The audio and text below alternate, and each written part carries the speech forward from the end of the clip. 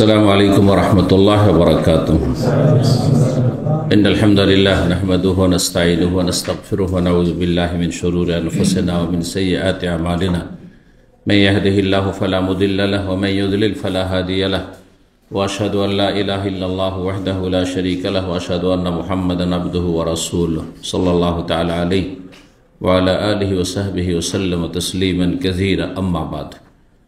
সম্মানিত ভাতৃমণ্ডলী, আল্লাহ রাব্বুল আলামিন প্রশংসা এবং প্রিয় নবী সাল্লাল্লাহু আলাইহি সাল্লামের উপর সালাত ও সালামের পর আজ জুমাবার আমাদের সাপ্তাহিক ধারাবাহিক দর্স সংক্ষিপ্ত জাদুল মাদের পর্ব নম্বর আজকে 88। আজ তারিখ 19 জমাদাত সানি 1446 হিজরি মোতাবেক 20 ডিসেম্বর 2024। বিষয়বস্তু আজকের পর্বের শত্রুদের সাথে চুক্তি পূরণ করা। আর শত্রু বলতে যারা ইসলাম বা মুসলিমের শত্রু, এবং তারা শুধু কাফের নয় বরং হারবি কাফের, মানে যাদের সাথে যুদ্ধের পরিস্থিতি তৈরি হয়ে আছে, তারা যুদ্ধ করার জন্য প্রস্তুত রয়েছে। হারবি কাফের যাদের সাথে কোনো রকমের চুক্তি নেই, কারণ অমুসলিম বা কাফেরদেরকে কয়েক ভাগে ভাগ করা হয়েছে। একদল হচ্ছে যারা মুসলিম দেশে বসবাস করে, আর মুসলিম দেশে যদি ইসলামিক আইন থাকে তাহলে তার বিধান হচ্ছে সেখানে জিজিয়া দিয়ে তারা বসত্ব স্বীকার করবে, আনুগত্য প্রকাশ করবে এবং দেশে কোনো রকমের অশান্তি বা নাশকতামূলক কোনো কাজের সাথে জড়িত থাকবে না।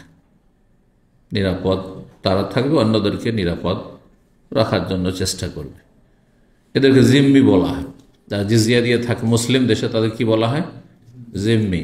অমুসলিমদের এক শ্রেণীর, তাদের বিরুদ্ধে লড়াই করা জায়েজ নয়, যদিও ধর্মের ক্ষেত্রে তাদের সাথে আমাদের ভিন্নতা রয়েছে। তাদের ধর্ম তাদের জন্য তারা পালন করতে পারবে। লাকুম দীনুকুম ওয়ালিয়া দীন, ধর্মের ক্ষেত্রে জবরদস্তি নেই, কারণ তারা আনুগত্য প্রকাশ করেছে। আর এক দল হচ্ছে যারা মুসলিম দেশে নিরাপত্তা নিয়ে, মানে আজকালকার ভাষায় ভিসা নিয়ে অন্য দেশ থেকে আসছে, আসার পরে কিছু সময় থাকছে, সে অল্প সময় থাক অথবা বেশি সময় থাক, কাজের জন্য আসুক। যেমন কাজের জন্য সৌদি আরবে অমুসলিম আসছে, অথবা এমনি ভিজিট করার জন্য আসছে, ট্যুরিস্ট আসছে, তারা ট্যুর করার জন্য অস্থায়ী, কম হোক আর বেশি হোক থাকছে। এদেরকে বলা হয় মুস্তামান, মানে এদেরকে কি করা হয়েছে? নিরাপত্তার নিশ্চয়তা দেওয়া হয়েছে। তোমরা আমাদের দেশে আসলে নিরাপদ থাকবে, তোমাদের কোনো ক্ষতির আশঙ্কা নেই। চুক্তির সাথে তারা যেসব চুক্তি রয়েছে সব চুক্তির সাথে আবদ্ধ থাকবে। দ্বিতীয় প্রকার হয়ে গেল, এদের বিরুদ্ধে লড়াই জায়েজ নয়, কারণ এদেরকে আপনি কি করেছেন বা আপনার শাসক সরকার কি করেছে? নিরাপত্তা দিয়েছে।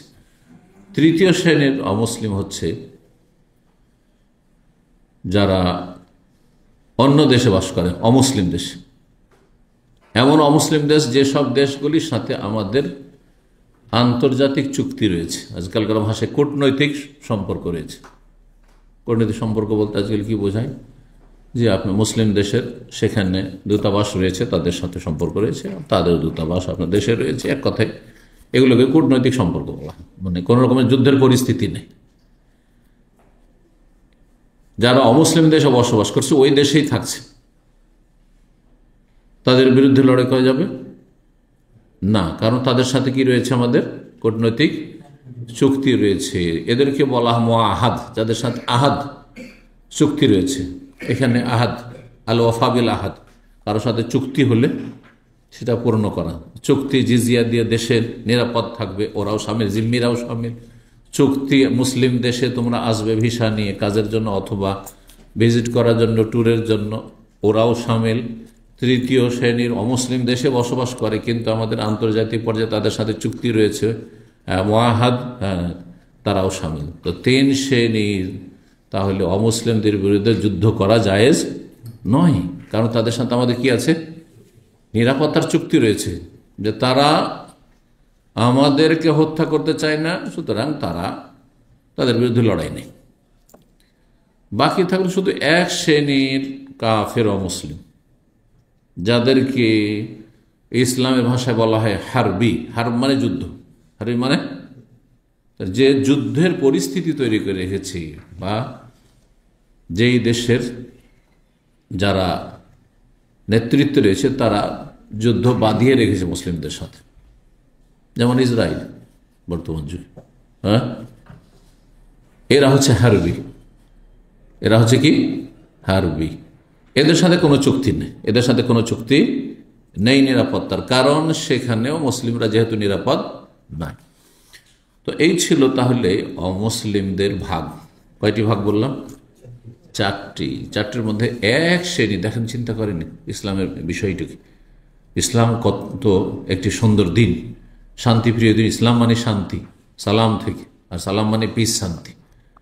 যে অমুসলিম হলেই যে আপনাদের সাথে লড়াই আছে না, আপনারা ডিস্টার্ব করিয়েন না, হ্যাঁ, আমাদের ক্ষয়ক্ষতি করিয়েন না, আমাদেরকে ঝুঁকিতে ফেলিয়েন না, আপনাদের কোনো ঝুঁকি নেই। আপনারা শান্তিতে থাকছেন, আমাদেরকে শান্তিতে রাখেন। এই চার শ্রেণীর হলো। তো চার শ্রেণীর সবাই হচ্ছে কি অমুসলিম, কাফের, তাই না? বাকি তাহলে আর এক শ্রেণীর মানুষ যারা কি মুসলিম, যারা হচ্ছে মুসলিম। মুসলিম ভালো মুসলিম হোক, ধার্মিক মুসলিম হোক, আর না হইলে ফাসেক পাপিষ্ট মুসলিম হোক, মুসলিম বিদাতি মুসলিম হোক, মুসলিম। জি, তো তাহলে মানুষ 5 ভাগে বিভক্ত। এই ক্ষেত্রে মশলাটি মনে রাখেন, মানুষ কয় ভাগে বিভক্ত? মুসলিম 1টি ভাগ, আর অমুসলিম 4 ভাগে বিভক্ত। অস্ত্র ধারণ যাদের সাথে কোনো চুক্তি নেই, হ্যাঁ, লড়াই তাদের বিরুদ্ধে, যারা আমাদের বিরুদ্ধে লড়াই করে। জি, তো এখানে আজকের বিষয়বস্তু বলতে গিয়ে এই কথাগুলি বলা, বিষয়বস্তুটা পুরা করি। বিষয়বস্তু হচ্ছে যে শত্রুদের সাথে যদি কোনো চুক্তি থাকে তাহলে চুক্তি পূরণ করা। চুক্তি করা যদি থাকে যে তোমাদের সাথে 5 বছরের চুক্তি, তোমাদের সাথে 1 বছরের চুক্তি, তোমাদের সাথে আমাদের অনির্দিষ্টকালের জন্য চুক্তি, যতদিন পর্যন্ত তোমরা এই চুক্তি ভঙ্গ না করবে। কিসের চুক্তি? নিরাপত্তার চুক্তি ইত্যাদি। আজকাল যে ভিসার সিস্টেম, তোমাকে 1 বছর ভিসা দেওয়া হলে 2 বছরে, তাহলে 1 বছর 2 বছরে তোমার সাথে চুক্তি, যদি নিরাপদ থাকবে। জি, অফির রসুলহিম, এবং শত্রুদের দূতের ক্ষেত্রেও। শত্রুদের দূতেরা যাদের সাথে যুদ্ধ লেগে রয়েছে, হয়তো কোনো দেশের সাথে যুদ্ধ লেগে আছে, কিন্তু সেই দেশের দূত এসেছে কথা বলার জন্য, তারাও কিন্তু নিরাপদ। দূতকে মারা যাবে না, ইসলামের বিধানে হারাম। এটা আন্তর্জাতিক আইন, কিন্তু 1400 বছর আগে ইসলাম শিখিয়েছে এসব আন্তর্জাতিক আইন। আন্তর্জাতিক আইন এসবগুলি তো তৈরি হয়েছে এই 100-200 বছর থেকে, হ্যাঁ, কিন্তু ইসলাম 1400 বছর আগে এসব শান্তির বিষয়গুলি শিখিয়ে গেছে। জি, কি করতে হবে না বলছে? আল্লাহ ইউক্তালু, শত্রুকে এবং শত্রুদের দূতকে হত্যা করা যাবে না। ওয়ালা ইউহবাসু, এবং তাদেরকে বন্দি করা যাবে না। শত্রুদেরকে বিষয় দিলেন না, ধরে বন্দি করে দিলেন, হ্যাঁ, না, চলবে না। যদি তাদের সাথে চুক্তি থেকে থাকে, যে 3 শ্রেণীর যারা শত্রু মুসলিম, তাদের সাথে চুক্তি আছে, তাহলে বন্দি করা যাবে না, হত্যা করাও যাবে না। আর যে চুক্তি আছে সেই চুক্তি বাতিলের ঘোষণা করা যাবে কিনা, আর একটা মাসলা। যদি আশঙ্কা করেন যে এরা চুক্তি তো করে রেখেছে, কিন্তু ভিতর এরা ষড়যন্ত্র করছে, সুতরাং যে কোনো সময় এরা আক্রমণ করে দিতে পারে, ক্ষতি করে দিতে পারে, তাহলে অগ্রিম জানিয়ে দিতে হবে কোনো অ্যাকশন নেওয়ার আগে, যে তোমাদের সাথে যে কৃত চুক্তি ছিল 1 বছরের, 6 মাসের, 5 বছরের, এই চুক্তি আজকে থেকে বাতিল ঘোষণা করা হলো, আর কোনো চুক্তি থাকলো না, যাতে করে তারাও নিজের নিরাপত্তার জন্য, সুরক্ষার জন্য প্রস্তুত থাকে। জি, ইসলামের সৌন্দর্য এটি। বলছেন অফিন নাফযি ইলা মান আহাদাহু আলা সাওয়া, যাদের সাথে চুক্তি করা রয়েছে মুসলিমদের পক্ষ থেকে, তাদের চুক্তি বাতিল ঘোষণা করা কখন? ইযা খাফা মিনহু নাকজ, যদি শত্রু পক্ষের পক্ষ থেকে চুক্তি ভঙ্গের আশঙ্কা থাকে, যে তারা কখন হামলা করে দিতে পারে, আক্রমণ করে দিতে পারে, কখন চুক্তি ভঙ্গ করে দিতে পারে, কখন গাদ্দারি করে দিতে পারে, তাহলে নাই তোমাদের সাথে চুক্তি, কারণ তোমরা ভিতর ষড়যন্ত্র করছো। জি, এই ছিল বিষয়। সংক্ষেপে অমুসলিমদের সাথে মুসলিমদের চুক্তি যে থাকবে, সেসব চুক্তি যদি তারা ভঙ্গ না করে, তাহলে কোনো রকমের গাদ্দারি করা, বিশ্বাসঘাতকতা বা তাদের সাথে খারাপ আচরণ করা এটি জায়েজ না ইসলাম, বরং ওয়াদা চুক্তি পূরণ করতে হবে। বেশ কিছু মাসাইল আজকে এসেছে। প্রথম বিষয় বলছেন যে সাবাতা, হাদিসে প্রমাণিত, আন্নাহু কাল রাসূল মুসাইলামা, রাসূলুল্লাহ সাল্লাল্লাহু আলাইহি ওয়াসাল্লাম মুসাইলামা কাযাব, যে মিথ্যুক নবী ছিল, ভণ্ড নবী, নবুয়তের দাবি করেছিল। তার বাড়ি কোথায় ছিল জানেন? রিয়াজের পাশে আল খারাজ এলাকা, এমামা এই এলাকাকে বলা হয়। এ নিজের বংশে দাবি করেছিল যে আমি নবী। তো এই মুসাইলামা তার দূত পাঠিয়েছিল মদিনায় রাসূলুল্লাহ সাল্লাল্লাহু আলাইহি ওয়াসাল্লামের সাথে কথা বলার জন্য। ইচ্ছা করলে রাসূলুল্লাহ সাল্লাল্লাহু আলাইহি ওয়াসাল্লাম, ভণ্ড নবী কাফের পক্ষ থেকে দূত হয়েছে, তো বন্দি করে রেখে দেবো বা মেরে দেবো, না করেন, কারণ সে দূত হয়ে এসছে। লাম্মা কালা নাকুলো, দুইজন দূত এসেছিল রাসূলাই মুসাইলামা, মুসাইলামার পক্ষ থেকে দুইজন দূত এসেছিল, এই জন্য দ্বিবচনে খেলে বলছেন। এই দুইজন দূত এসে, দূত বুঝছেন তো, হ্যাঁ, সে মেসেজ নিয়ে এসছে কার পক্ষ থেকে? এই মুসাইলামা মৃত্যু ভণ্ড নবীর পক্ষ থেকে এসে বলছে, না করলো আমরা বিশ্বাস করি বা আমরা বলে থাকি যে ইন্নাহু রাসূলুল্লাহ, মুসাইলামা আমাদের আল্লাহর রসুল। আপনি যেমন বলছেন আল্লাহর রসুল, আমাদের নবী হচ্ছে মুসাইলামা। নাউযুবিল্লাহ। কীভাবে মানুষকে শয়তান গুমরাহ করে, জিন শয়তান, মানুষ শয়তান। তখন রাসূলুল্লাহ সাল্লাল্লাহু আলাইহি ওয়াসাল্লাম বলেছেন, লাউলা আন্না রাসূলাল্লাহ তুখতাল লাকাতালতুকুমা, যদি দূতদেরকে হত্যা করা বৈধ হইত, এই বিধান ইসলামে না থাকলে দূত হত্যা করা যাবে না, এই শরীয়তের যদি আমাদের বিধান না হইতো, আল্লাহর হুকুম না হইতো, তাহলে লাকাতালতুকুমা, তাহলে তোমাদের উভয়কে আমি হত্যা করতাম। কে বললেন? রাসূলুল্লাহ সাল্লাল্লাহু আলাইহি ওয়াসাল্লাম। কত বড় অপরাধী যে ভণ্ড মিথ্যুককে তোমরা নবী বলে ঈমান নিয়ে এসছো, বিশ্বাস করেছো, আর সেটা আমাদেরকে বলতে এসছো, পরে আমাদেরকে দাওয়াত দিতে এসছো। হ্যাঁ, বাতিলের দাওয়াত দিতে এসছে। বাতিলের দাওয়াত দিতে থাকে, আপনি যদি নীরব থাকেন তো বাতিলের দাওয়াত দেবে। আমাদের আহলেদের সমাজে অনেকে আছে তবলিগি চিল্লা মারে, কারণ এলাকায় দাওয়াতি কাজ নেই, তখন ওই চিল্লাতে ভিড়ে গেছে, চিল্লাই লেগে গেছে। আমাদের আহলে জন্মসূত্রে 14 গোষ্ঠী আহলে হাদিস, বহু জামাত ইসলামী ইখওয়ানি আছে, বাংলাদেশে তো আরও আছে। জামাত ইসলামরা ভোট বেশি পায় আহলে হাদিসদের থেকে, এরা কথিত আহলে হাদিস, কিন্তু আহলে হাদিস আকীদা মানহাজি বুঝেনি যে আহলেদের সাথে এদের যে আকীদার দূরত্ব রয়েছে, মানহাজের দূরত্ব রয়েছে। তাদের টার্গেট ক্ষমতা, আমাদের টার্গেট আল্লাহর সন্তুষ্টি। হ্যাঁ, তাওহীদ, এদের এবাদত আল্লাহর প্রতিষ্ঠা করা। হ্যাঁ, আর যদি সত্যিকারের আল্লাহর এবাদত প্রতিষ্ঠা হয় তো আল্লাহ ইচ্ছা করলে সেই নিয়ামত যেমন কিছু নবীকে দিয়েছেন, সেটা হচ্ছে রাজত্বের নিয়ামত, ক্ষমতার নিয়ামত দেবেন, আর অধিকাংশ নবীকে দেননি আল্লাহ রাব্বুল আলামিন। নবীগুলোকে যদি ভাগ করে দেখেন তো অধিকাংশ নবীরা রাজা বাদশাহ ছিল না অল্প কয়েকজন ছিল? অল্প কয়েকজন ছিল। তাহলে ওই যেসব নবীর রাজা বাদশাহ হননি, হতে পারেনি অথবা হননি, হওয়ার চান্সও ছিল। মূসা আলাইহিস সালাম ফিরআউন ধ্বংস হয়ে গেল ডুবে, ঘুরে গিয়ে রাজত্ব নিতে পারতেন না মিশরে? না তখনও কোনো বাধা ছিল? কোনো বাধা তো ছিল না, কিন্তু ঘুরে তো যাননি, কোনো প্রমাণ নেই। ওই তিহের ময়দানে থেকে নম্মদকে নেই। তো কথা হচ্ছে যে ইসলামের টার্গেট করে দেওয়া, যে আমাদের টার্গেটই হচ্ছে কি বড় এবাদত, একামতের দিন। আর একামতের দিন মানে ক্ষমতা, রাষ্ট্রীয় ক্ষমতা, এই একেবারে গোমরাহি। সুতরাং কোনো আহলে হাদিস যদি আহলে হাদিসের আকীদা মানহাজ বুঝে, সে জামাতি ইখওয়ানি হতেই পারে না, মওদুদিবাদী হতে পারে। কিন্তু কেন হয়েছে? যখন দাওয়াতি অ্যাক্টিভিটিস নেই, সালাফি দাওয়াত, আহলে হাদিসের কোনো দাওয়াত নেই, তখন এই মূর্খগুলো আবেগে, আরে এরা তো ইসলামের কথা বলছে, আমাদের তো সব ঘুমাচ্ছে, তো যাই, হ্যাঁ ক্ষমতা দখল করে দেশ ঠিক করি, ডান্ডা পিটিয়ে সব ঠিক করো। এই হচ্ছে স্বপ্ন, সব গোমরাহি।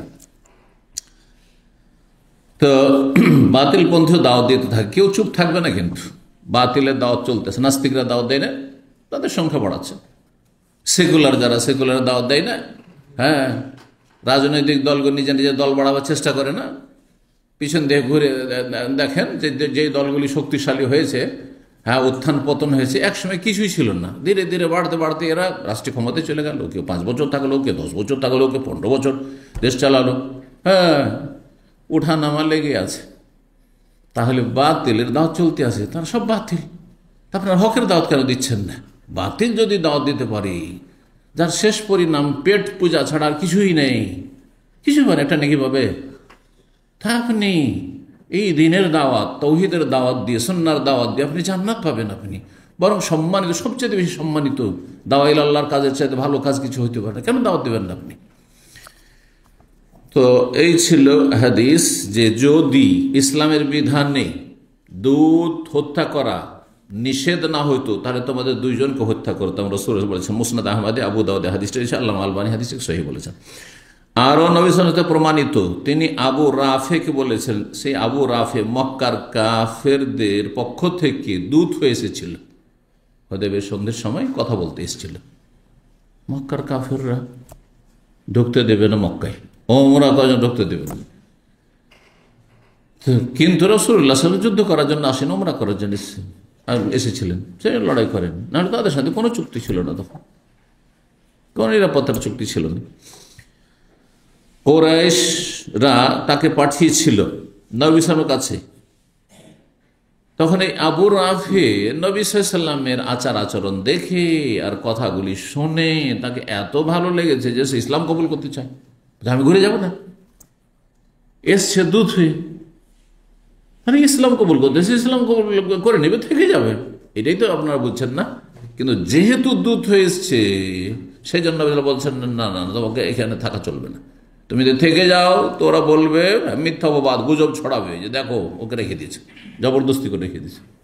তুমি যাও, ফিরে যাও, যে কাজে এসছো সেই কাজ নিয়ে যাও। তুমি এখান থেকে কথোপকথন করে গেলে, আর তারপরে সেখানে গিয়ে যদি মনে করো যে সত্যি আমি অন্তর থেকে আমি বিশ্বাস করে ঈমান নিয়ে এসেছি, সেখান থেকে আবার ফিরে চলে আসো ইসলাম কবুল করার জন্য। কিন্তু এখানে থেকে যাবে, এটা চলবে না।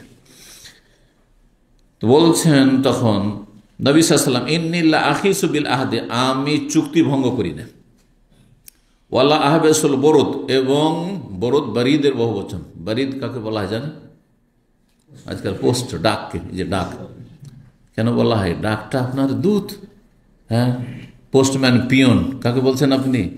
দূত। আপনার ওই যে চিঠিটা এসছে, মাধ্যম দিয়ে দিয়ে এসছে, আসার পরে আপনার কাছে পৌঁছে দিও, দূত আপনার আসলে। জি, তো এই জন্য বরিদ মানে দূত। এখানে রাসূল মানে যেমন দূত হয়, সফির মানে দূত হয়, যেমন রাষ্ট্রদূতকে আজকাল সফির বলছে। হ্যাঁ, কারণ সে প্রতিনিধিত্ব করছে এক দেশ থেকে আরেক দেশের সাথে। ওয়ালা আহবেসুল বরুদ, এবং আমি দূতকেও বা দূতদেরকেও আমি বাধাগ্রস্ত করি না, ধরে রাখি না। এসছো, তুমি তোমার কাজ সেরে চলে যাও। যেহেতু তুমি দূত হয়ে এসছো তাদের পক্ষ থেকে প্রতিনিধি কথা বলতে, সুতরাং ফিরে যেতে হবে। ওয়ালাকিন ইরজি ইলা কওমিক, তোমার জাতির কাছে চলে যাও, স্বজাতির কাছে, এতে মক্কা।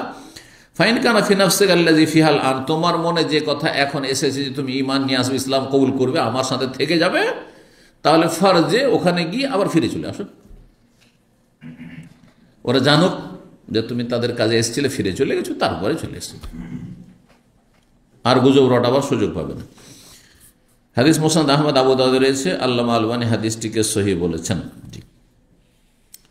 তারপরে বলছেন, আবু জন্দুল বলে একজন সাহাবী, সিরাতের কিতাব এগুলো আলোচনা করেছি, সিরাতুন নবী ধারাবাহিক আলোচনা। নবী সাল্লাল্লাহু আলাইহি ওয়াসাল্লামের হুদায়বিয়ার সন্ধি করা হয়ে গেছে, তারপরে চলে এসছে। হুদায়বিয়ার সন্ধিতে কি ছিল? যে মক্কা থেকে কেউ যদি চলে আসে ইসলাম কবুল করে, তাহলে কি করবে? ফিরিয়ে দিতে হবে। কিন্তু মদিনা থেকে কেউ যদি কোনো মুসলিম মুরতাদ হয়ে চলে যায়, তাহলে মক্কার কাফেররা ফিরিয়ে দেবে না। বাহ্যিক তো মানে একেবারে কি, হ্যাঁ, মানে নিজেকে ছোট করে দেওয়া। এই জন্য ওমর মানতে চাইছেন, এটা কেমন কথা? সমান সমান হবে কমপক্ষে। ওরা ফিরিয়ে দেবেন, আমরা ফিরিয়ে দেবো না, নাহলে আমরা ফিরিয়ে দেবো, ওরা ফিরিয়ে দেবে। কিন্তু আল্লাহর যে হিকমা রয়েছে, নবী বলছেন না, আমি মেনে নেব, কারণ তিনি আল্লাহর পক্ষ থেকে ওই মারফত বলছেন, নিজের পক্ষ থেকে বলছেন। আর ওমর নিজের পক্ষ থেকে বলছেন, হ্যাঁ, যুক্তি পেশ করছেন। এই জন্য ওহির সামনে, দলিলের সামনে যুক্তি চলবে না। যুক্তি কখন চলবে? যে বিষয়ে দলিল নেই, তখন যুক্তি আপনার চলবে। প্রমাণিত সহিহ হাদিসে আন্নাহু রাদ্দা ইলাইহিম, কাফেরদের কাছে ফেরত করে দিয়েছেন আবু জুন্দুলকে। যেহেতু আমাদের চুক্তি হয়েছে, আমাদের ফিরিয়ে দিতে হবে, তুমি ইসলাম করে ফিরে চলে যাও। তিনি যেহেতু ইসলাম কবুল করেছেন, ফিরে যাবেন, আরো জুলমের শিকার হবেন, কারণ জানবে যে ইসলাম কবুল করে নিয়েছিল, আরো জুলম হবে। তখন তিনি অন্যদিকে চলেন, কোনো মরুভূমিতে চলে গেলেন। আর ওখানে একটা দল ধীরে ধীরে যে ইসলাম কবুল করে মক্কা থেকে ওখানে এসে তখন মহল্লা বেঁধে দেয়। হ্যাঁ, ওখানে তো বসবাস শুরু করে, একটা বিশাল একটা বড় একটা দল তৈরি হয়ে গেল। আর তারা ওই যে লোহিত সাগরের কিনারায়, আপনার যেদিকে বদর আর ইয়াম্বু আছে, আর ওই দিক দিয়ে যে ব্যবসায়ী কাফেলাগুলি মক্কার কাফেরদের ওই সামদেশে যেত, হ্যাঁ, বাণিজ্যিক কাফেলা, ব্যবসা বাণিজ্যের মাল সামান নিয়ে।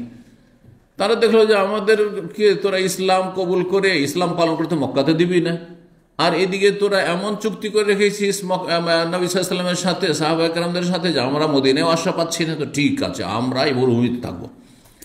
আর যাবি কোথায়? এই রাস্তায় দিয়ে তোরা যাবি, যাওয়া আসা করবি, আর আমাদের মারধর করি, জুলুম অত্যাচার করবি। তখন লুটপাট শুরু করলে, ধন সম্পদ এখান দিয়ে যায় আর লুটে নেয়।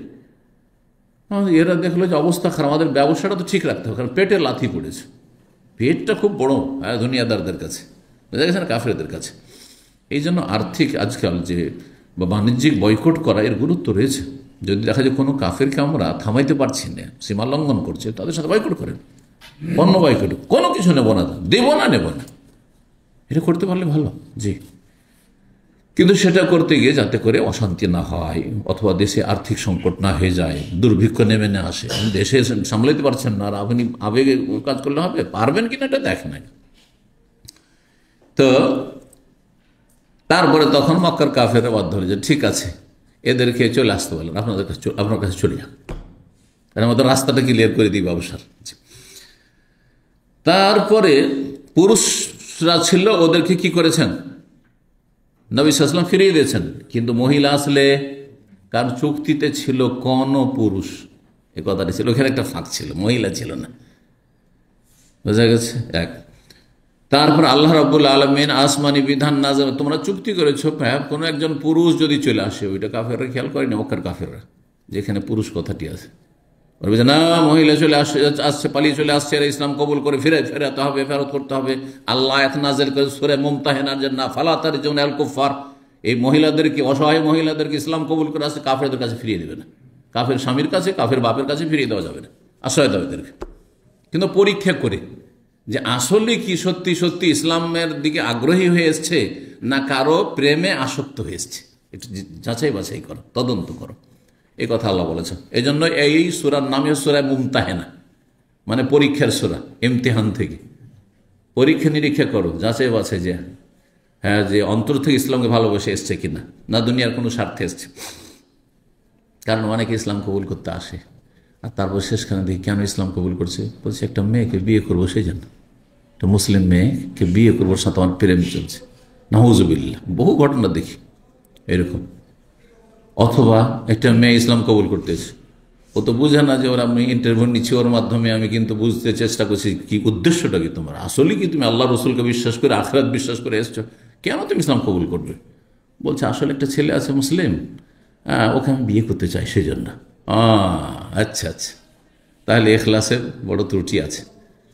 যদি এই ত্রুটি থেকে মুক্ত হইতে পারে আগামী দিনে, তাহলে তো তার ইসলাম আল্লাহর কাছে গ্রহণযোগ্য, না হলে মুনাফিক, কপট, কিচ্ছু হবে না, কিছুই লাভ হবে না ইসলাম দিয়ে, জি, দুনিয়ার স্বার্থে। বলছেন সোবাইয়া আসলামিয়া লিখেছেন, কিন্তু আসলাম বংশের নয়, সোবাইয়া বিনতুল হারিস ছিলেন তিনি, জনৈক মহিলা, তিনি ইসলাম কবুল করে আসলেন মদিনায়। ফাখারাজা যাওজাহু ফি তালাবিহা, তার স্বামী ছিল কাফের মক্কাই, তার তলাশে বেরিয়ে এসছে, তার তল্লাশিতে বেরিয়ে এসছে, এই তলাশ করতে করতে মদিনা পৌঁছে গেছে। এসে বলছে আমার স্ত্রী চলে এসছে, আপনাদের কাছে ফিরিয়ে দেন, কারণ আমাদের সাথে আপনাদের চুক্তি আছে, ফিরিয়ে দেবেন। তখন আল্লাহ আয়াত নাযিল করলেন সূরা মুমতাহিনার আয়াত নম্বর 10।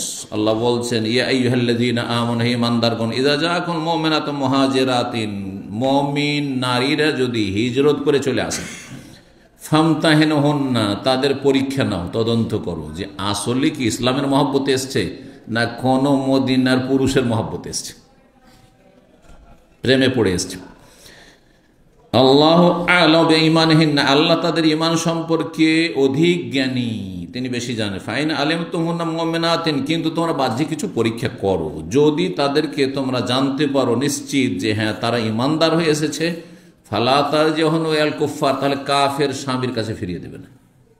দেখেন, কাফের স্ত্রীর কাছে কোনো পুরুষের চলে যাওয়া এটা অনেকটা সহজ। কাফের স্ত্রীর কাছে গেছে, কিন্তু নেতৃত্ব কার কাছে আছে? পুরুষ ইসলাম কবুল করেছে তার কাছে আছে। কিন্তু একজন ইসলাম কবুল করেছে মহিলা, সে তার স্বামীর কাছে দুর্বল, শারীরিক, মানসিক, পারিবারিক সব দিক থেকে, আর ইসলাম কবুল করেছে, আর কাফের হাতে যদি তুলে দেন তো সে নির্যাতনের শিকার হবে, জুলম অত্যাচারের, বরং তাকে মুরতাদ করে দিতে পারে, জাহান্নামে নিয়ে চলে যেতে পারে। আর নারীর মনের দিক থেকেও দুর্বল, যার ফলে শারীরিক, মানসিক, সব দিক থেকে দুর্বল, যার ফলে সেখানে হতে পারে বিভ্রান্ত হয়ে যেতে পারে। আবার সেই স্বামীর, কাফের স্বামীর মায়া জেগে উঠতে পারে। হয়তো ঈমান ইয়াকিনের সাথে ইসলাম কবুল করতে এসেছিল, কিন্তু আবার যখন ফিরিয়ে দিল তখন আর মায়া মমতা ছাড়তে পারলো না ওই কাফের স্বামীর। হতে পারে না। কিন্তু একজন পুরুষ না, ওই রকম নরম অন্তরে সাধারণত হয় না। এই জন্য আল্লাহ বলছেন কাফের কাছে ফিরিয়ে দেওয়া চলবে না। যেসব মহিলার ইসলাম কবুল করছে তারপরে দেশে চলে যাচ্ছে, আর তারা আবার সেই কাফের স্বামীর কাছে যাওয়া তাদের জন্য হারাম, মোটেই জায়েজ নয়, কাবিরা গুনাহ। রাসূলুল্লাহ সাল্লাল্লাহু আলাইহি ওয়াসাল্লাম তাকে হলফ দিলে, ফাস্তাহলাফা রাসূলুল্লাহ সাল্লাল্লাহু আলাইহি ওয়াসাল্লাম তাকে কসম করতে বলে, আল্লাহর কসম করে বলো তো দেখি যে তুমি সত্যি আল্লাহর প্রতি ঈমান নিয়ে, রাসূলের প্রতি ঈমান নিয়ে এসেছো। আন্নাহু লাম ইউখরিজা ইল্লা রাগবা ফিল ইসলাম, ইসলামের দিকে আগ্রহী হয়ে এসেছো। ওয়া আন্নাহা লাম তাখরুজ বিহাদাসিন আহদাসাতহু ফি কওমিহা, তুমি এমন কোন অপরাধ করেছো সেখানে যার ফলে তুমি এখানে পালিয়ে এসছো, আত্মরক্ষার জন্য, এমনটাও নয়। ওয়ালা বুগদান লিজাওজিহা, আর এমনটাও নয় যে তোমার স্বামীর সাথে একটু মনোমালিন্য হয়েছে সেজন্য রাগারাগি করে পালিয়ে চলে এসছো, এটাও যেন না হয়। এবং কোনো কারো প্রেমে পড়ে আসনি। ফাহালাফাত, সেই মহিলা কসম করে বলল, সুবাইয়া, যে আমি আল্লাহর কসম করে বলছি, আমি আল্লাহর প্রতি ঈমান নিয়ে, রাসূলের প্রতি ঈমান নিয়ে এখানে এসেছি। ফাআতা যাওজাহা মাহারাহা, তার স্বামী যে এসেছিল তাকে ফিরিয়ে নিয়ে যাওয়ার জন্য তাকে বললো, তোমার মোহর ক্ষতিপূরণ নিয়ে নাও, তুমি কতটা মোহর দিয়েছো, এতটা ক্ষতিগ্রস্ত হয়েছো, ঠিক আছে, তোমার ক্ষতিপূরণ নিয়ে নাও। ওয়ালাম ইয়ারুদ্দাহ আলী, কিন্তু তার এই কাফের স্বামীকে ফিরিয়ে দেননি। এটা হচ্ছে ইসলামের বিধান। জি, মুসলিম শাসকদের পেটি ফরজ। মুসলিম দেশে একটা মেয়ে ফিরে যাবে, আসে বিবাহিতা, আর তাকে তার কাফের স্বামীর কাছে উঠিয়ে দেবে, অথবা কাফের বাবার কাছে উঠিয়ে দেবে, তাকে মুরতাদ বানাবে, এর কোনো অবকাশ নেই। যদি এতটুকু সাহায্য মুসলিম শাসক না করে তো আসামের কাঠগড়ায় হাজির হয়ে জাহান্নামে যেতে হবে, এতে কোনো সন্দেহ নেই সব শাসককে। জি, আল্লাহ হেদায়েত দান করুন। জি, মহান আল্লাহ ইরশাদ করছেন, অমুসলিমদের সাথে যেসব চুক্তি রয়েছে, কিন্তু চুক্তি থাকা সত্ত্বেও যদি ষড়যন্ত্র করে ইসলাম মুসলিমদের বিরুদ্ধে, তাহলে তখন তাদের চুক্তি ভঙ্গের ঘোষণা করে দাও। তোমরা ষড়যন্ত্র করো, তারা ষড়যন্ত্র, আমরা ষড়যন্ত্র করছি, না, ইসলাম এসব শেখায় না, কাপুরুষতা শেখায় না, বীর পুরুষের মতো খোলাখুলি কথাবার্তা। আল্লাহ বলছেন, ওয়াইম্মা তাখাফান্না মিন কওমিন খিয়ানাহ, সূরা আনফাল আল্লাহ বলছেন, আয়াত নম্বর 58, যদি কোনো কাফের সম্প্রদায়ের পক্ষ থেকে বিশ্বাসঘাতকতার, চুক্তি ভঙ্গের আশঙ্কা করো, যে এরা চুক্তি কখন ভঙ্গ করে দিবে, মুসলিমরা হামলা করে দিবে, ফামবেজ ইলাইহিম আলা সাওয়া, তাহলে সমভাবে তাদের চুক্তি তাদের দিকে নিক্ষেপ করে ছুঁড়ে ফেলা, মানে তাদের চুক্তি বাতিল ঘোষণা করো, বলে দাও যে আর আমাদের তোমাদের মাঝে যে চুক্তি ছিল এখন থেকে আর থাকলো না। বলেছিলাম আমরা আপোষে বা ইত্তেফাক করেছিলাম যে তোমাদের সাথে 2 বছর, 5 বছর, 10 বছরের চুক্তি আছে, জানিয়ে দিলাম যে চুক্তিটা করেছিলাম তোমাদের বদমাইশির জন্য, তোমাদের চক্রান্তের জন্য এই চুক্তি ভঙ্গ ঘোষণা করা হইল। এখন থেকে তোমরা তোমাদের সুরক্ষার ব্যবস্থা করো, আমরা আমাদের সুরক্ষার ব্যবস্থা করছি। দেখা যাবে এরপরে, তারপরে লড়াই করা যেতে পারে প্রয়োজন বোধ করলে শাসক। ফামবেজ ইলাইহিম আলা সাওয়া, তাদের নাবাজে আমজে মানে ছুঁড়ে ফেলে দাও, তাদের চুক্তি কি করো, তাদের দিকে ছুঁড়ে ফেলে দাও সমভাবে, সমান সমান। তোমরা যেমন জানছো যে এরা গাদ্দার, এদের সাথে আমাদের চুক্তি নেই, এরা ষড়যন্ত্র করছে, ওরাও জানো যে আর আমাদের মাঝে কোনো চুক্তি নেই, মানে এই প্রতারণায় যেন না থাকে তারা, যে না চুক্তি তো করা আছে, আর ভিতরে ভিতরে ষড়যন্ত্র করছে, ভাবছে যে টের পাবে না, ও জেনে নিক ভালো করে। ইন্নাল্লাহ লা ইউহিব্বুল খায়িনিন, আল্লাহ বিশ্বাসঘাতকদেরকে, চুক্তি ভঙ্গকারীদেরকে, খেয়ানতকারীকে পছন্দ করেন না, ভালোবাসেন না, সে মুসলিম হোক অথবা কাফের। গাদ্দার আল্লাহর কাছে গাদ্দার মুসলিম হইল, গাদ্দার বুঝেন তো, বিশ্বাসঘাতক, চুক্তি ভঙ্গকারী। জি, নবী সাল্লাল্লাহু আলাইহি সাল্লাম বলেছেন হাদিসে, মান কানা বাইনা ওয়া বাইনা কওমিন আহাদুন, কোন ব্যক্তি এবং কোন কাফের সম্প্রদায়ের মাঝে যদি কোনো চুক্তি থাকে, ফালা ইয়াহুল্লান্না আকদান ওয়ালা ইয়াশুদ্দান্নাহু, অতক্ষণ পর্যন্ত সেই চুক্তি কি করবে না, ভঙ্গ করবে না, চুক্তির যে বন্ধন রয়েছে সেটা খুলে দিবে না, মানে ভঙ্গ করবে না, ওয়ালা ইয়াশুদ্দান্নাহু, আর সেটাকে আরো অধিক মজবুত করতেও যাবে না, মানে এতে চুক্তি হয়ে আছে যে অবস্থায় আছে থাকতে দাও। হাত্তা ইয়ামদে, কতদিন পর্যন্ত, যতক্ষণ পর্যন্ত চুক্তির মেয়াদ সম্পূর্ণ না হয়। 5 বছর চুক্তি আছে 5 বছর, 10 বছর চুক্তি আছে 10 বছর, চলতে দাও, মাঝখানে আর এসব করার প্রয়োজন নেই, যেহেতু কখন নবায়ন করার প্রয়োজন হয়, যখন সময়টা শেষ হয়ে আসবে তখন করবো না করবো। আও ইয়ামবেজাহু ইলাইহিম আলাস, অথবা তাদের চুক্তি তাদের দিকে সমভাবে নিক্ষেপ করে দাও, মানে বাতিল ঘোষণা করে যে আর চুক্তি তোমাদের সাথে থাকলো না, কারণ তোমরা আমাদের সাথে গাদ্দারি করছো ভিতর ভিতর। ইমাম তিরমিজি হাদিসটিকে সহিহ বলেছেন। হাদিস তিরমিজি, মুসনাদ আহমদ, আবু দাউদ রয়েছে, আল্লামা আলবানী হাদিসটিকে সহিহ বলেছেন। নবী সাল্লাল্লাহু আলাইহি ওয়াসাল্লাম থেকে আরো প্রমাণিত, তিনি বলেছেন, আল মুসলিমুনা তাতাকাফা দিমাউহুম, মুসলিমদের রক্তের মূল্য সমান। মুসলিমদের রক্তের মূল্য, একটা রিক্সা চালক, ডোম মেথর মুসলিমের রক্তের যে মূল্য, রাষ্ট্রপতি, প্রধানমন্ত্রী, মিনিস্টার, আর যে কেউ হোক না কেন, হ্যাঁ, যে কোনো পদবীর লোক হোক না কেন, সমান রক্তের মূল্য রয়েছে। এর বাস্তবায়ন আছে গণতন্ত্রে। খুব তো গণতন্ত্র করছেন আর প্রশংসা করছেন, গণতন্ত্র, সমান অধিকার, ভোট দেওয়ার, কিন্তু আবার রাষ্ট্রপতিকে মারলে, প্রধানমন্ত্রীকে মারার চেষ্টা করলে মৃত্যুদণ্ড, তার জন্য একজনকে মারার চেষ্টা করলে সেজন্য বহু লোকের ফাঁসি, আর সাধারণ একটা গরিবকে মারলে ওর কোনো বিচার নেই, 5 বছর জেল, আর তারপরও জামানতের রাস্তা খোলা আছে, জামিন হয়ে এসে বুক ফুলে ঘুরে বেড়াচ্ছে খুনি। এটা কোন বিধান হইল? অবিচার, জুলম, অত্যাচার। মানব রচিত বিধান হচ্ছে জুলম, সীমালঙ্ঘন, অত্যাচার। এর দ্বারা কখনো মানব সমাজে শান্তি কায়েম হতে পারে না। নবী সাল্লাল্লাহু আলাইহি ওয়াসাল্লাম রক্তের মূল্য সমান, আমার রক্তের আপনার রক্তের সমান মূল্য, সমান সমান আল্লাহর কাছে, যেহেতু আমিও মুসলিম, আপনি মুসলিম।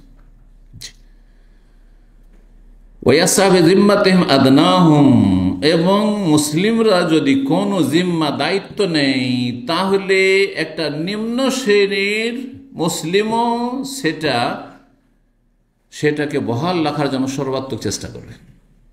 এবং যদি কোনো অমুসলিমকে নিরাপত্তা দেওয়ার বিষয় থাকে, তাহলে সর্বস্তরের লোক সমান। নিরাপত্তা দেওয়ার জন্য ইসলামের বিধান এই নয় যে আমাকে পদস্থ ব্যক্তি হইতে হবে, আমাকে বড় একজন কিছু হইতে হবে, তাহলে আমি নিরাপত্তা দিতে পারবো। একজন সাধারণ মহিলা মুসলিম, একটা গরিব পুরুষ মহিলা, যে কেউ হোক না কেন, যদি বলে আমি এই অমুসলিমকে নিরাপত্তা দিয়েছি, তাহলে সরকার নিরাপত্তা দেবে। এটা শরীয়তের বিধান, এটা ইসলামের সৌন্দর্য। হাদিস আবু দাউদ, ইবনে মাজাহ, মুসনাদ আহমদে রয়েছে। আল্লামা আলবানী হাদিসটিকে হাসান সহিহ বলেছেন ইরওয়াউল গালিলে। জি, আর একটি বাস্তব ঘটনা শুনেন। ওয়াসাবাতাহু নবী সাল্লাল্লাহু আলাইহি ওয়াসাল্লাম সহিহ সূত্রে প্রমাণিত, আন্নাহু আজারা রাজুলাইনি আজারাতহুমা উম্মু হানি, উম্মে হানি রাদিয়াল্লাহু তাআলা আনহা। নবী সাল্লাল্লাহু আলাইহি ওয়াসাল্লামের কি হয়? চাচাতো বোন। কার আপন বোন? আলী রাদিয়াল্লাহু আপন বোন, আবু তালেবের মেয়ে, বড় মেয়ে ছিল। নবী সাল্লাল্লাহু আলাইহি ওয়াসাল্লাম চাইতে বয়সে বেশি ছিল। তো উম্মে হানি কি করেছেন, তার এক দেবর কাফের ছিল, সে দেবরকে নিরাপত্তা আশ্রয় দিয়েছিলেন মক্কা বিজয়ের দিন। দেবর এসে বলছে যে, ভাবি আমাকে বাঁচাও, না হলে তো আমাকে মেরে দিবে, কারণ আমি তো খুব অপরাধ করেছি, আমি খুব অন্যায় করেছি মুসলিমদের ওপর, সুতরাং আমার তল্লাশি চলছে। যারা বেশি সীমা লঙ্ঘন করেছিল তাদের মৃত্যুদণ্ড দেওয়া হয়েছিল, হাতে গোনা কয়েকজন। কেসে আশ্রয় নিয়েছে আলী রাদিয়াল্লাহু তাআলা আনহু। তখন জানতে পেরেছে আমার বোনের বাড়ি আশ্রয় নিয়েছে ওর দেবর।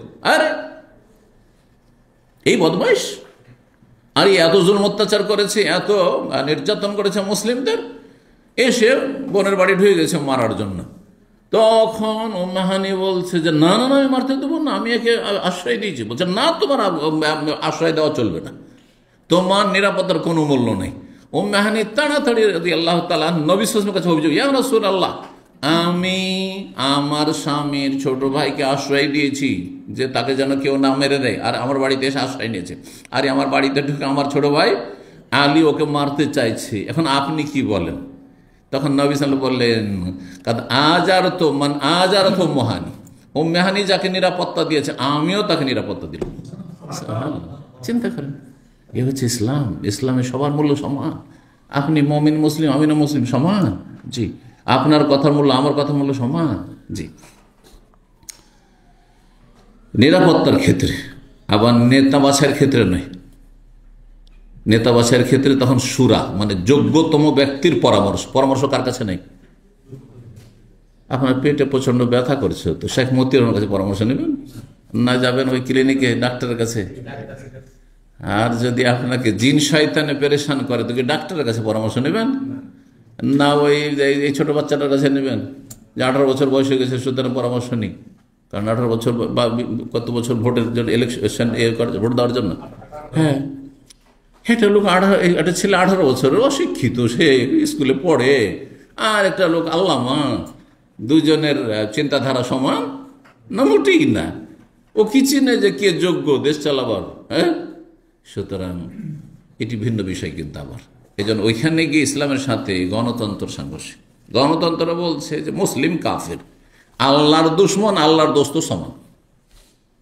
এক ওয়াক্ত নামাজ পড়ে না, নাস্তিকের বাচ্চা নাস্তিক, তার ভোটের মূল্য যা। আর আল্লাহর ওলি, হ্যাঁ আল্লাহর ওলির ছেলে আল্লাহর ওলি, তারও ভোটের মূল্য ওই। এটা হচ্ছে কুফরি কথা।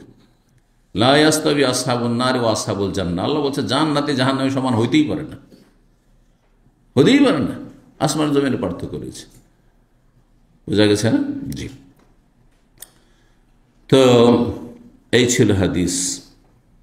নবী সাল্লাল্লাহু আলাইহি সাল্লাম আশ্রয় দিয়েছিলেন, বলছেন যে একজন ওই ছিল আজারা রাজুলাইন আজারাত উম্মে হানি, দুইজনকে দিয়ে, তার মধ্যে একজন ছিল যার কথা ঘটনা বর্ণনা করলাম। উম্মে হানি কে ছিল? ইবনাতু আম্মি, নবী সাল্লাল্লাহু আলাইহি ওয়াসাল্লামের চাচার মেয়ে ছিল। হাদিস সহিহ বুখারীতে রয়েছে, এটি সহিহ মুসলিমে রয়েছে।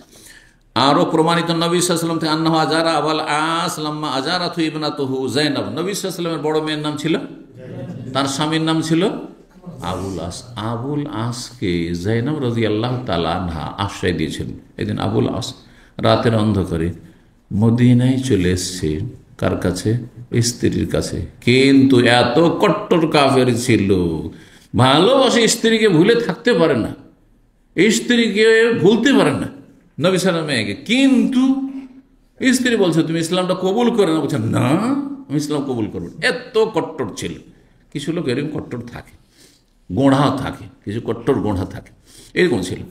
তো যাই হোক, শেষ আল্লাহ হেদায়েত করেছিলেন। তো আবুল আস রাতের অন্ধকারে এসছে। আসার পরে একে ভয়ে ভয়ে আছে, কে কি জানি কেউ যদি জানতে পারে যে আমি কাফের এখানে এসছি, মদিনা এসে তো মেরে দিতে পারে। এসে স্ত্রীকে যায়নাবকে বলছেন, ওসে বড় মেয়েকে, যে আমি তো চলে এসেছি, তুমি একটু আমাকে নিরাপত্তা দাও, কেউ যেন আমাকে মেরে না দেয়। তখন যায়নাব স্বামীর, মায়ের স্বামীকে খুব ভালোবাসতেন। তার খালাতো ভাই, ছোট থেকে দেখেছেন, ছোট থেকে পরিচিত, খালাতো ভাইয়ের একটা আত্মীয়তা। তো স্বামী প্লাস খালাতো ভাই। তো সুবহানাল্লাহ, শুধু ঈমান ইসলামের জন্য তিনি নবী সাল্লাল্লাহু আলাইহি ওয়াসাল্লামের কথা শুনে যে তোমার কাছে না আসে, তোমার কাছে যেন তোমাকে যেন স্পর্শ না করে, কারণ সে হচ্ছে না পাক, যতক্ষণ ইসলাম কবুল না করবে। কিন্তু আশ্রয় দিয়েছেন মায়াতে। ভালোবাসা আছে, কাফের হইল স্বাভাবিক। স্বামী স্ত্রী মনে হচ্ছে এই জন্যই তো কাফেরকে বিয়ে করতে নিষেধ করা হয়েছে, কারণ একটা ভালোবাসা তার সাথে হয়ে যাবে। আপনার শারীরিক সম্পর্ক হইলে ভালোবাসা একটা হয়ে যাবে অটোমেটিকলি, কেউ এটাকে ধরে রাখতে পারবে না। তো যায়নাব রাদিয়াল্লাহু আশ্রয় দিয়েছিলেন। তখন রাসূলুল্লাহ সাল্লাল্লাহু আলাইহি ওয়াসাল্লাম জানতে পারলেন যে হ্যাঁ, আমার জামাই কাফেরকে কি আশ্রয় দিয়েছে? আমার মেয়ে আশ্রয় দিয়েছে। তখন বললেন, ইউজিরু আলাল মুসলিমিন আদনাহুম, মুসলিমদের ক্ষেত্রে আশ্রয় দেবে নিম্ন শ্রেণীর একজন মুসলিমও, মানে যে কোনো স্তরের মুসলিম আশ্রয় দিতে পারে। আমার মেয়ে আশ্রয় দিতে পারে, তার অধিকার রয়েছে। তো এই বিষয়গুলি এখানে বর্ণনা করা হয়েছে। নবী সাল্লাল্লাহু আলাইহি ওয়াসাল্লাম জিজিয়ার বিষয়টি এখানে উল্লেখ করেছেন। জিজিয়া কার কাছ থেকে নেওয়া হয়? অমুসলিম যারা আনুগত্য প্রকাশ করতে চায় আর মুসলিম দেশে বাস করে, জিজিয়া অমুসলিম দেশের বাসিন্দা যারা অমুসলিম তাদের থেকে নেয়, বোঝা গেছে না? এখন একটা ইসলামিক সরকার, ধরেন সৌদি আরব, আর ধরেন অমুসলিম বসবাস করছে নেপালে, নেপালে থাকছে, ওর উপরে জিজিয়া লাগাইতে পারবে না? এই অধিকার নেই, এই অধিকার নেই। কোন জায়গায় জিজিয়া লাগাবে? যদি মুসলিম দেশের নাগরিক হিসেবে সেখানে স্থায়ীভাবে থাকে, তাহলে এখানে যদি থাকো তাহলে জিজিয়া দিয়ে আনুগত্য প্রকাশ করতে হবে। জিজিয়ার মাসলা কোরআন কারিমে আল্লাহ স্বয়ং বর্ণনা করেছেন সূরা তাওবাতে। তো নবী সাল্লাল্লাহু আলাইহি ওয়াসাল্লাম জিজিয়া নিয়েছেন মিন নাসারা নাজরান, নাজরানে খ্রিস্টানরা ছিল তাদের থেকে, এবং আরো কিছু লোক খ্রিস্টান ছিল আইলা নামক স্থানে, অর্থাৎ জর্ডনে, আইলা জর্ডনে অবস্থিত, জর্ডনের খ্রিস্টানদের থেকে নিয়েছেন। অমিন আহলে দৌমা, দৌমাতুল জান্দাল একটি জায়গা আছে সৌদি আরবের ভিতরে, কেউ জানেন? গিয়েছেন কোনোদিন কেউ? আল জৌফ, সাকাকা, আর আর আপনাদের মধ্যে কেউ যায়নি। এইদিকে যখন আপনি যাবেন হাফরুল বাতেনের রোড, কতদূর গেছেন? জোবাইল পরে গেছেন, জোবাইলের পরে দুটো রাস্তা, একটা খাবজি হয়ে কুয়েতে ঢুকে গেল ডান দিকে, আর বাম দিকে চলে গেল নাইরিয়া হয়ে হাফরুল বাতেন। হাফরুল বাতেনের পরে রাফা, আর তারপরে আর আর বাম দিকে কেটে যাবে। তখন আমি যেহেতু বক্তব্যে গেছি, বাই রোডও গিয়েছি একসময় যৌবনকালে, আর প্লেনেও গেছি এইসব এলাকায়, সাকাকাতে বক্তব্য করেছি। তো দৌমাতুল জান্দালও গেছি। তো দৌমাতুল জান্দালে খ্রিস্টান ছিল। দৌমাতুল জান্দাল সাকাকা আল জৌফ থেকে 40 কিলোমিটার দূরে। জি। তো এখানকার খ্রিস্টানদের থেকেও জিজিয়া নিয়েছেন, যেহেতু তারা মুসলিম দেশে আনুগত্য প্রকাশ করে বসবাস করতে চায়। ওয়াকসারহার, তাদের অধিকাংশ আরব ছিল তারা। ওয়াখাজামিন আহলিল কিতাব বিল ইয়ামান, আর আহলে কিতাব ইহুদি, ইয়ামানি ইহুদিরা ছিল, তাদের থেকে জিজিয়া নিয়েছেন। ওহম ইহুদ, তারা ইহুদি ছিল। ওয়াখাজামিল মাজুস, মজুস অগ্নি পূজকদের থেকেও নবী সাল্লাল্লাহু আলাইহি ওয়াসাল্লাম জিজিয়া নিয়েছেন। তাহলে নবী সাল্লাল্লাহু আলাইহি ওয়াসাল্লাম জিজিয়া নিয়েছেন খ্রিস্টানদের থেকে, জিজিয়া নিয়েছেন ইহুদিদের থেকে, যারা আহলে কিতাব। আর আহলে কিতাব ছাড়া আরব মুশরিকদের থেকে নেওয়া যাবে কিনা? নবী সাল্লাল্লাহু আলাইহি ওয়াসাল্লাম মজুস অগ্নি পূজকদের থেকে জিজিয়া নিয়েছে। অগ্নি পূজক কোন এলাকায় বসবাস করতে? আল-হাসা, আল-হাসার পুরানো নাম ছিল হাজার। বিভিন্ন সাইনবোর্ডে ওখানে এখন হাজার লেখা আছে, কিছু দোকানপাট বা সুপার মার্কেট নাম হাজার। তো সহিহ বুখারীর হাদিস রয়েছে, রাসূলুল্লাহ আখাযা রাসূলুল্লাহ সাল্লাল্লাহু আলাইহি ওয়াসাল্লাম জিজিয়াত মিন মাজুসি হাজার, হাজার নামক এলাকার মজুস অগ্নি পূজকদের থেকে জিজিয়া নিয়েছেন। তাহলে অগ্নি পূজক মুশরিক পত্তলিকদের মতো, হিন্দু বৌদ্ধিস্টদের মতো। ওয়ালাম ইয়াখুযহা মিন মুশরিকিল আরব, কিন্তু নবী সাল্লাল্লাহু আলাইহি ওয়াসাল্লাম আরব মুশরিকদের থেকে নেননি। তাহলে হাজার এলাকায় যারা মুশরিক ছিল, মজুস ছিল, অগ্নিপূজক ছিল, তাদের থেকে নিয়েছেন। আর মুশরিক যারা ছিল, তার মুশরিক কারা? যদিও মজুসরা মুশরিক, কিন্তু তাদের একটি নাম হচ্ছে মজুস, অগ্নিপূজক, যারা আগুনের পূজারী। কিন্তু যারা প্রতিমা পূজা করে তাদেরকে এখানে মুশরিক বলা হয়েছে। তাহলে মূর্তি পূজক আরবদের থেকে নবী সাল্লাল্লাহু আলাইহি ওয়াসাল্লাম কিনেননি, জিজিয়া নেননি। এই জন্য একদল ফোকাহা বলছেন যে আরবদের জন্য ইসলাম কবুল করা ফরজ, আরব মুশরিক পত্তলিকদের থেকে কি করা হবে না? জিজিয়া নিয়ে ক্ষান্ত করা হবে না। হয় ইসলাম কবুল করো, আর না হলে তোমাদের বিরুদ্ধে জিহাদ। এটা একদলের ফতোয়া। আর একদল বলছেন না, নবী সাল্লাল্লাহু আলাইহি ওয়াসাল্লাম নিয়েছেন ইহুদিদের কাছে, নবী সাল্লাল্লাহু আলাইহি ওয়াসাল্লাম খ্রিস্টানদের কাছে, মজুসদের কাছে অগ্নিপূজকরা যেমন মুশরিক, তেমনি মূর্তি পূজকরা হচ্ছে মুশরিক। সুতরাং তাদের থেকেও কি নেওয়া যাবে? জিজিয়া নেওয়া যাবে। এটা হচ্ছে বেশ কিছু ফোকাহার মত, তার মধ্যে হানাফি মযহাব। আর হানাফি মযহাবের উপর আমল ছিল মুঘল আমলে ভারতে। এই জন্য হিন্দুদের থেকে কি নেওয়া হয়তো ভারতে, মোগল বা শেরশাহ বাদশাহ যে মুসলিম রাজারা ছিল সেই যুগে জিজিয়া সামান্য পরিমাণ, তার চাইতে অনেক বেশি একজন মুসলিম যাকাত দেয়। দেশে সারা জীবন বসবাস করবেন, সরকারকে কিছুই দেবেন না আপনি, হ্যাঁ? অথচ মুসলিমরা সরকারের হাতে যাকাত জমা করে, এবং এর মাধ্যমে সামান্য একটা কিছু মাথাপতি দিলে এর মাধ্যমে আপনি আনুগত্য প্রকাশ করলেন যে আমি দেশের আইন কানুন মেনে চলি এবং দেশের আনুগত্য প্রকাশ করছি। তো ইমাম আহমদ এবং শাফি বলেছেন লা তুখাযু ইল্লা মিন আহলিল কিতাব ওয়াল মাজুস। হাম্বলি মাযহাব আর শাফি মাযহাব হচ্ছে যে আহলে কিতাব ইহুদি খ্রিস্টান এবং অগ্নিপূজক থেকে শুধু জিজিয়া নেওয়া যাবে, আর মুশরিকদের পত্তলিক থেকে জিজিয়া নেওয়া যাবে না।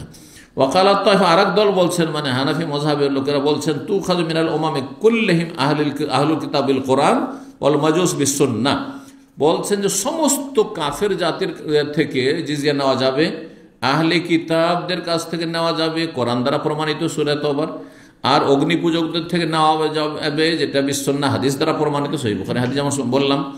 ওমা আদাহম, এছাড়া যারা মূর্তি পূজক রয়েছে তাদের থেকে বলছে ইউলহাকু বিহিম, মজুস অগ্নি পূজকরা মুশরিক, তাদের সাথে তাদেরকে মিলিত করা হবে কিয়াস করে, তাদের থেকে নেওয়া যাবে। কেন বলছে লিয়ান্নাল মজুস আহলু শিরক, কারণ অগ্নি পূজকরাও মুশরিক। লা কিতাব, তাদের কোনো আসমানি কিতাব নেই না, ইহুদিদের আসমানি কিতাব তাওরাত আছে আর খ্রিস্টানদের ইনজিল আছে, কিন্তু এদের কি আছে, যদিও কিতাবগুলো বিকৃত তাদের এবং রোহিতকৃত। ফাআখযুহা মিনহুম দালিলুন আলা আখযিহা মিন জামিল মুশরিকিন, নবী সাল্লাল্লাহু আলাইহি ওয়াসাল্লাম যখন নিয়েছেন মজুসি থেকে জিজিয়া, তাহলে সমস্ত মুশরিক থেকে জিজিয়া নেওয়া যাবে। তাহলে প্রশ্ন হচ্ছে, আরব যারা মুশরিক পৌত্তলিক ছিল, আরব দেশে যারা প্রতিমা পূজা করতো, তাদের থেকে কেন নেননি নবী সাল্লাল্লাহু আলাইহি ওয়াসাল্লাম? এই দেশে নবী সাল্লাল্লাহু আলাইহি ওয়াসাল্লাম তো এই দেশে, তাই না, মক্কা মদিনা এবং তারপরে চারিদিকে ইসলাম ছড়িয়ে গেছে, তো এখানকার মুশরিকদের থেকে তো যারা মূর্তি পূজক ছিল তাদের থেকে তো জিজিয়া নেননি নবী সাল্লাল্লাহু আলাইহি ওয়াসাল্লাম, কেন নেননি তাহলে? এর উত্তর দিচ্ছেন এই জন্য নেননি যে লিআন্নাহু আসলামু ক্বাবলা নুজুলিহা, জিজিয়ার বিধান সূরা তওবাতে এসেছে, সূরা তওবা একবারে শেষ দিকে নবী সাল্লাল্লাহু আলাইহি ওয়াসাল্লামের শেষ জীবনে নাযিল হয়েছে, আর তার আগে তারা ইসলাম কবুল করেছে। তাহলে আরও যারা পৌত্তলিক ছিল প্রতিমা পূজারী, তারা মক্কা বিজয়ের পরে পরে ইসলাম গ্রহণ করে নিয়েছে, আর সূরা তওবা নাযিল হয়েছে 10ম হিজরির দিকে, একবারে শেষ দিকে নাযিল হয়েছে, তখন এর কোনো মূর্তি পূজক ছিল না আরব দেশ। এই জন্য যাই হোক, আর এই কথা না বাড়িয়ে বলছেন ওয়াকাতাবা সাল্লাল্লাহু আলাইহি ওয়াসাল্লাম ইলা আহলি হাজার, এই যে হাজারের কথা আসলো, অল মুলুক, নবী সাল্লাল্লাহু আলাইহি ওয়াসাল্লাম চিঠি লিখেছেন হাজারবাসীর উদ্দেশ্যে এবং রাজা বাদশাদের উদ্দেশ্যে, ইয়াদুমির ইসলাম, ইসলামের জন্য দাওয়াত দিয়েছেন, অথবা জিজিয়া দেওয়ার জন্য বলেছেন, হয় ইসলাম কবুল করো না হলে জিজিয়া দাও। আরব আরব এবং অনারবে কোনো পার্থক্য করেননি, কারণ একদল বলছেন না অনারবদের থেকে জিজিয়া নেওয়া হবে, কিন্তু আরবদের হয় ইসলাম না হলে জেহাদ। তো এই ফতোয়াটি ইমাম আহমদ ইমাম শাফির এটি বলছেন ঠিক নয়। ও আমার মুআয বিন জাবাল রাদিয়াল্লাহু তাআলা আনহু বলেছেন, রাসূল আন ইয়াখুযা মিন কুল্লি হালিমিন, প্রত্যেক সাবালক ব্যক্তির জিজিয়া, তার নাবালকের জিজিয়া নেই, প্রত্যেক সাবালক ব্যক্তির মাথা প্রতি জিজিয়া নেবে কত? 1 দিনার। 1 দিনার মানে 4.25 গ্রাম স্বর্ণ। কয় গ্রাম? মাত্র 4.25 গ্রাম। বুঝতে পারছেন না? 4.25 গ্রাম তো বুঝতে পারছেন, সামান্য সামান্য। আউকিমাতুহু, অথবা তার সমপরিমাণ মূল্যের কাপড়, কাপড় সেই যুগে কাপড়ের প্রয়োজন ছিল, কাপড় অন্য কিছু নিতে পারে।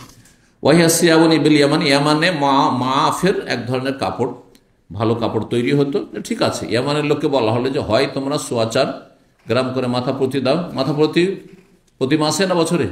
বছরে, জি। সুম্মা যাদা ফিহা, ওমর রাদিয়াল্লাহু তাআলা আমলে দেখেন যে লোকেরা সচ্ছল হয়েছে, ও মুসলিমরা সচ্ছল হয়েছে, তখন বাড়িয়ে দিয়েছিলেন জিজিয়ার পরিমাণ। ফাজালা আরবাতা দানা আলা আহলি যাহাব, যারা স্বর্ণের মালিক, যাদের কাছে সোনা দানা আছে, তাদের 4 দিনার, 1 দিনার জায়গায় কত করেছিলেন? 4 দিনার করেছিলেন। ওয়া আরবাইনা দিরহামান, আর 40 দিরহাম করে আলা আহলিল ওয়ারিক মিন ফি কুল্লি সানা, প্রতি বছর যারা চাঁদির মালিক, মানে চাঁদির টাকা পয়সা যাদের কাছে, রূপার টাকা, তাদের ওপর লাগিয়েছিলেন মাথা প্রতি 40 দিরহাম করে। জি, 40 দিরহাম মানে হচ্ছে ভরিতে, সহজ করে দিই, 1 দিরহাম সমান 4 আনা, 1 দিরহাম সমান 4 আনা। তাহলে আপনার 40 দিরহামে কি হয়ে যাবে? 10 ভরি হয়ে যাবে। 4 10 40, 10 ভরি কি চাঁদি, 10 ভরি চাঁদি যখন ওমর যেন তার খেলাফত আমলে 4 গুণ করেছিলেন, তাহলে তার চাইতে 4 ভাগের 1 ভাগ ছিল নবী সাল্লাল্লাহু আলাইহি ওয়াসাল্লাম আমলে, তাহলে এত কম ছিল। রাসূলুল্লাহ সাল্লাল্লাহু আলাইহি ওয়াসাল্লাম আহলিল ইয়ামান, রাসূলুল্লাহ সাল্লাল্লাহু আলাইহি ওয়াসাল্লাম জানছিলেন যে ইয়ামানের লোকের অভাবী, দুর্বল। ওয়া ওমর আলেমা গিনা আহলি শাম, আর ওমর রাদিয়াল্লাহু তাআলা আনহু যে 4 গুণ বাড়িয়েছিলেন, কারণ তিনি জানছিলেন যে শাম দেশের যারা খ্রিস্টান তারা সচ্ছল, সুখী আর্থিক দেশ, সুতরাং তাদের উপর বেশি লাগিয়েছিলেন। ওয়াসাবাত আনহু, নবী সাল্লাল্লাহু আলাইহি ওয়াসাল্লাম থেকে প্রমাণিত, আনহু ইস্তাবাহা গাজওয়া কুরাইশ, কুরাইশের লোকেরা যখন 10 বছরের চুক্তি করল হুদায়বিয়া, আর তারপরে তারা চুক্তি ভঙ্গ করেছে, রাসূলুল্লাহ সাল্লাল্লাহু আলাইহি ওয়াসাল্লাম মিত্র গোত্রের উপর হামলা করে তাদেরকে খুন করে, যার ফলে চুক্তি ভঙ্গ হয়ে গেল, গাদ্দারি।